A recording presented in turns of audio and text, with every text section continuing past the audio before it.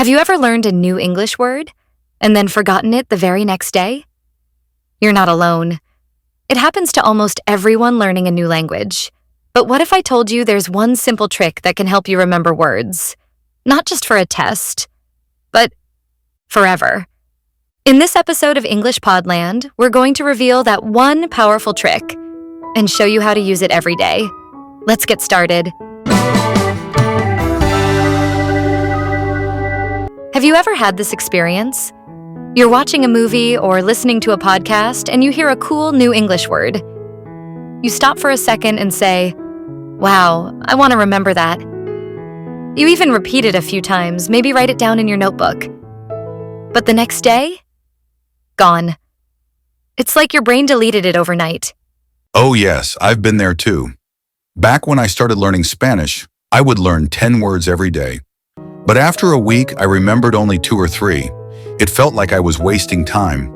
I started asking myself, what's wrong with me? Why can't I remember these words?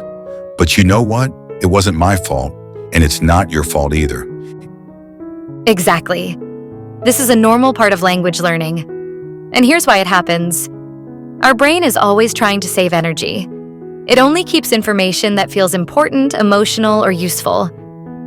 If we see a new word just one time, and we don't connect it to a feeling, a situation, or something personal, the brain says, not important. Let's delete it. It's kind of like junk email. If your brain doesn't know why it matters, it puts that word in the trash folder. That's why just memorizing lists of words doesn't work well for most people. So, what do most language learners do when they forget words? They try harder. They write longer lists. They read the same flashcards again and again. And when it still doesn't work, they feel discouraged. And sadly, some people give up. They think, maybe I'm not smart enough to learn English. But that's not true.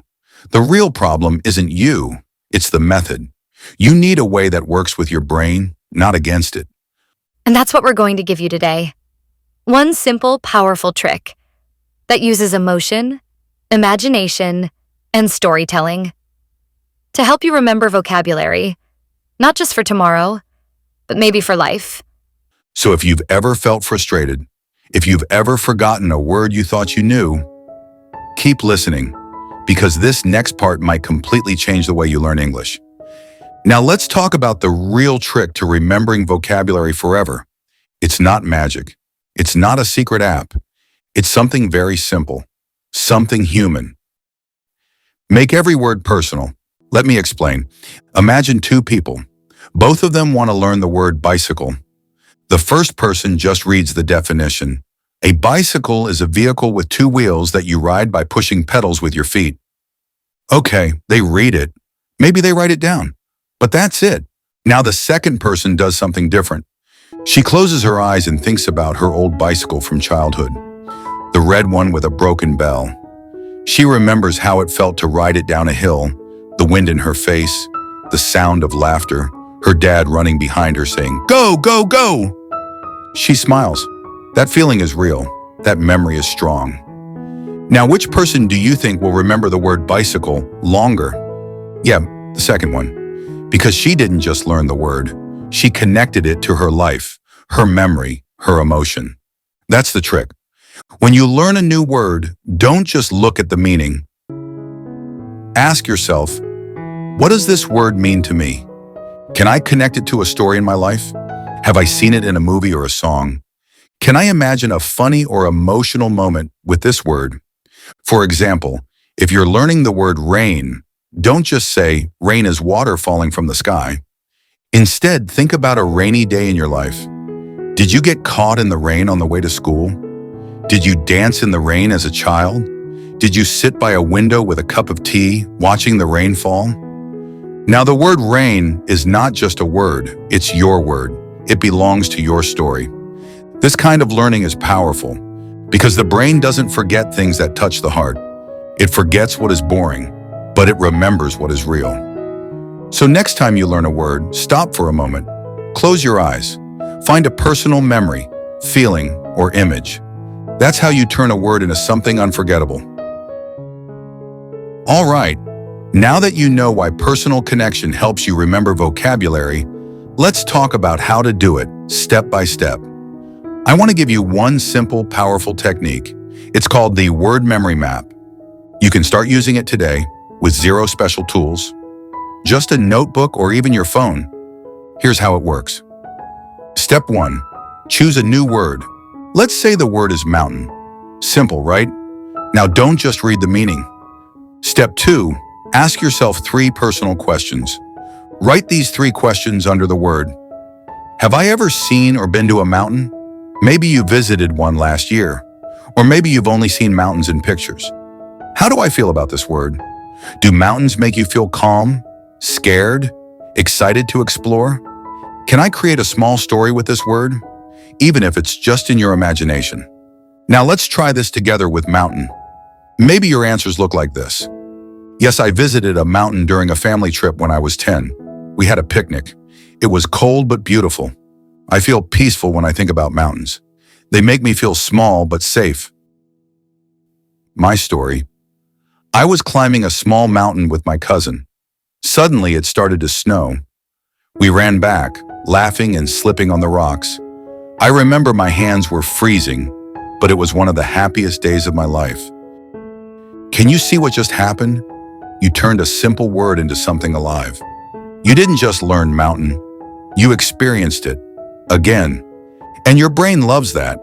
It will store that word with emotions, pictures, sounds, all the things that help you remember. Now let's say tomorrow you learn the word river. Do the same 3 questions. Slowly you build a vocabulary memory map that's 100% yours. It's not just a list of translations. It's a world filled with your own life, feelings, and imagination. That's what makes this technique powerful. Because let's be honest, learning 5 words you'll remember forever is better than learning 50 and forgetting them tomorrow.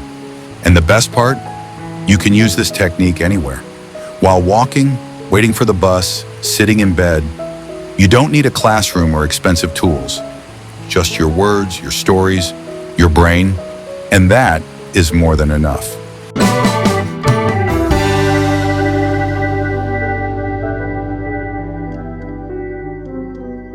Thrilled, meaning very happy or excited. Example, I was thrilled when I passed the exam. Forget, meaning to not remember something. Example, I often forget names after meeting someone. Memory, meaning something you remember from the past example. This song brings back a memory from my childhood. Emotional, meaning having strong feelings, like happy or sad. Example, movies with dogs always make me emotional. Connection, meaning a link or relationship between things. Example, you remember words better when you feel a connection. Glue, meaning something that sticks things together. Example, stories are like glue for your memory. Practice, meaning to do something again and again to get better. Example, the more you practice, the better you remember. Routine, meaning a regular way of doing things. Example, make learning words a daily routine. Imagine, meaning to see something in your mind. Example, imagine the situation to make the word stick. Powerful, meaning very strong or effective. Example, this trick is simple but powerful. If you try this trick for just 1 week, you'll be amazed at how many words you remember. Don't just learn English, make it part of your life. And remember, language learning is not just about hard work, it's also about smart work. Thanks for joining us on English Podland. If you liked this episode, give us a thumbs up and subscribe for more tips like this.